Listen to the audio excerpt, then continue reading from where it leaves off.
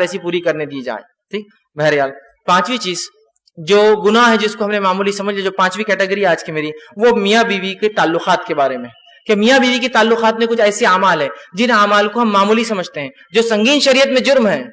کبھی کبھار لگتا ہے یار یہ بہائی تو نہیں جو بات کہی جا رہی, یہ بہائی نہیں ہے, یہ شریعت کا علم ہے. اگر میں اپنی خواہش کی بنیاد پر آپ سے کہوں گا تو یہ بہائی ہے, لیکن شریعت کا علم اور ایک حرام چیز سے بچنے کے لیے بات کہی جا رہی ہے. جو نبی اکرم صلی اللہ علیہ وسلم جو سب سے زیادہ پاک باز, سب سے زیادہ باحیا شخصیت تھے, ان کے منہ سے اور ان کے زبان سے نکلے ہوئے الفاظ ہے یہ, تاکہ امت اس گناہ سے بچ جائے. اس اعتبار سے میں بھی یہ باتوں کو رکھ رہا ہوں. ٹھیک ہے. تو پہلا گناہ جس چیز کو معمولی سمجھا جاتا ہے ہمارے سماج میں میاں بیوی کے تعلقات میں, وہ یہ ہے کہ جو ہے بیوی کا اپنے شوہر کو ہم بستری سے انکار کرنا, اپنے شوہر کو اپنے نزدیک آنے سے انکار کرنا. نبی اکرم صلی اللہ علیہ وسلم نے جامع صغیر کے اندر یہ روایت آتی ہے, آپ نے فرمایا جب شوہر اپنی بیوی کو بلائے, ہم بستری کے لیے بلائے, تو عورت پر واجب ہے کہ وہ فوراً اس کی بات مان لے, سوائے شرعی عذر کے وہ انکار کر سکتی. شرعی عذر, ایسی کوئی مجبوریاں جس کی وجہ سے مجبور ہے الگ بات ہے, لیکن شرعی عذر نہیں ہے تو آپ فرماتے ہیں وہ خاوند کی فوراً خاوند کے جو ہے بات کو مان لے, خواہ وہ اونٹ کے کجاوے پر کیوں نہ بلا رہا ہو, بیٹھا ہوا ہو. اونٹ کا کجاوا مطلب اس کی زین جس سے بیٹھتا ہے انسان, اس پہ بھی بلا رہا ہو تو اس کو جانا پڑے گا, اس کو انکار نہیں کر سکتی ہے وہ.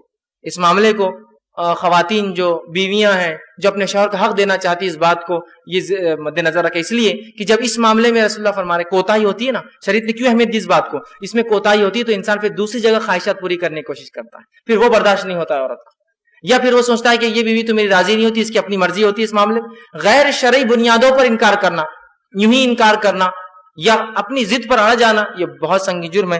دوسری روایت میں آپ صلی اللہ علیہ وسلم صحیح بخاری کی روایت آپ نے فرمایا جب شوہر اپنی بیوی کو ہم بستری کے لیے بلائے اور بیوی انکار کر دے اور شوہر اپنی بیوی سے ناراضگی کی حالت میں سو جائے تو ساری رات, اور اگر وہ سوتا رہے ساری رات اگر ناراض رہے, تو اس عورت پر صبح تک کے لیے فرشتے لعنت بھیجتے رہتے ہیں, فرشتے بددعائیں بھیجتے رہتے ہیں جو عورت اس طرح سے کرے. ٹھیک.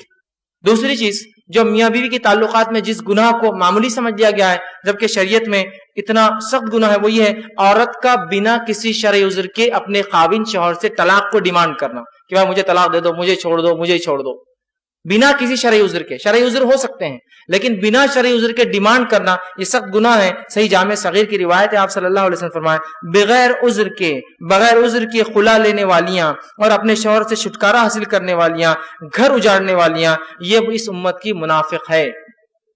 ٹھیک ہے.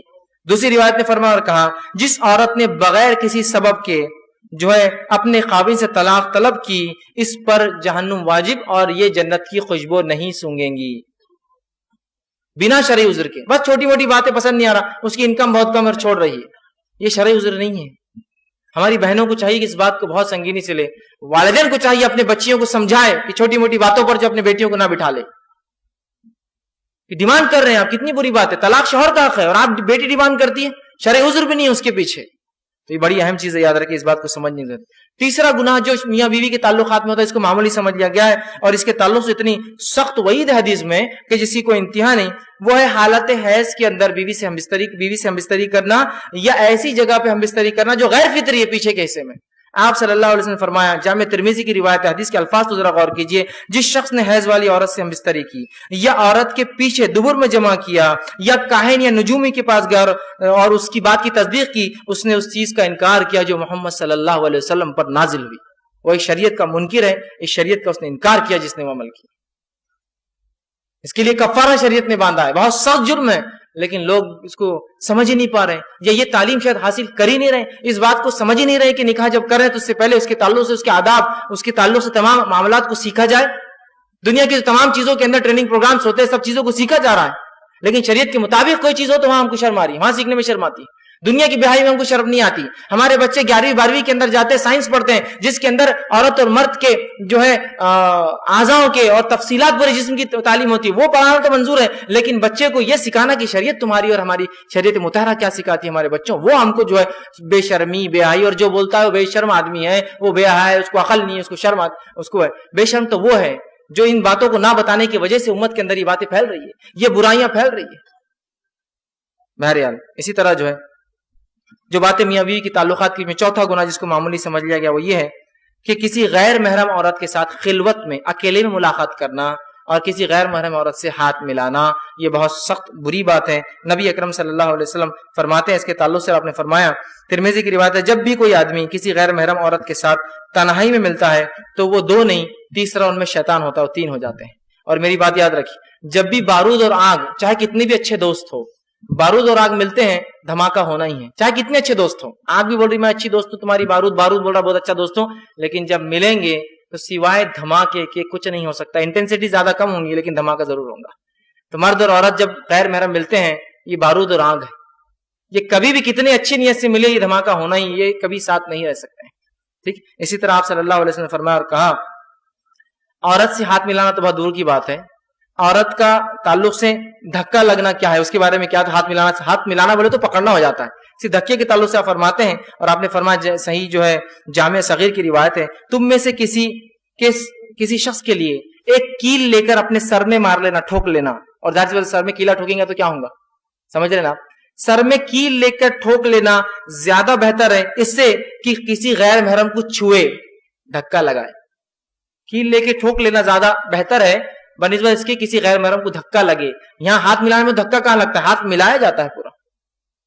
اور اس کو فخر، اسٹیٹس اور پتہ نہیں کیا کیا سمجھا جا رہا ہے. یہ کائے کا فخر اور کائے کا اسٹیٹس، اوچھا پن ہے میرے نزدیک. تو یہ نبی اکرم صلی اللہ علیہ وسلم نے کبھی کسی عورت کا ننگا ہاتھ دیکھنا بھی پسند نہیں کیا، کھلا ہاتھ. ایک بار ایک خاتون جس کو علم نہیں تھا شریعت کا، وہ مدینہ آئی اور بیعت آپ کے پاس بیعت کرنے کے لیے آئی. اسے پتہ نہیں تھا کہ عورتوں کی بات اللہ کے رسول کیسی لیتے ہیں. وہ آئے اور اپنا ہاتھ ڈال دیا آسم کے سامنے بیعت کے لیے. آسم فوراً اپنے ہاتھ پیچھے کے نظر پلٹے اور کہا، محمد کسی عورت کے ننگے ہاتھ کو چھونا تو دور، ننگے ہاتھوں کو دیکھنا بھی پسند نہیں کرتے ہیں. اور آپ نے چہرہ پھیر لیا اس. ہاتھ ملانا، اب یہ ہاتھ ملانا آفس کے لیے ہوتا ہوگا. بہت سے لوگ ان کا کلچر ہوتا ہے. کلچر کیا ہوتا ہے، کسی بھی عورت کو عید ملنے جاتے ہاتھ ملا کے ہاتھ پکڑ کے چومتے. کلچر، یہ کلچر فالتو کلچر ہے. چھوڑیے اس کلچر کو، نکل کے آئیے اس کلچر سے باہر. یہ شریعت نہیں ہے. جو شریعت محمد یہ کہہ رہے کیلا ٹھوکنا افضل ہے سر میں، ہاتھ دھکا لگنے سے. کیسے وہ اجازت دیں گا کہ آپ کلچر کے نام پر جو کسی عورت کا ہاتھ پکڑے؟ نہیں، ہاں بس سماج میں چلتا ہے، کلچر ہے ہمارا کہ کسی بھی عورت کا ہاتھ پکڑ کے ہم چومتے عید کے دن خوشی میں چومتے. یہ کلچر شریعت نہیں ہے، اس کو نکالنا ہوگا ہم کو اپنے زندگیوں سے، ورنہ پھر ہم ان لوگوں کو روک نہیں سکتے ہاتھ ملانے سے، اس لیے کہ آپ بھی تو کلچر کے نام پہ ایک عمل کر رہے ہیں. ٹھیک. اسی طرح جو ہے چھٹی چیز، جو گناہ جس کو معمولی سمجھ لیا ہم نے اپنے سماج میں کرنا، جو کہ شریعت کے نزدیک حرام ہے، سب گناہ ہے، وہ یہ ہے جو ہے معاملات اور تجارت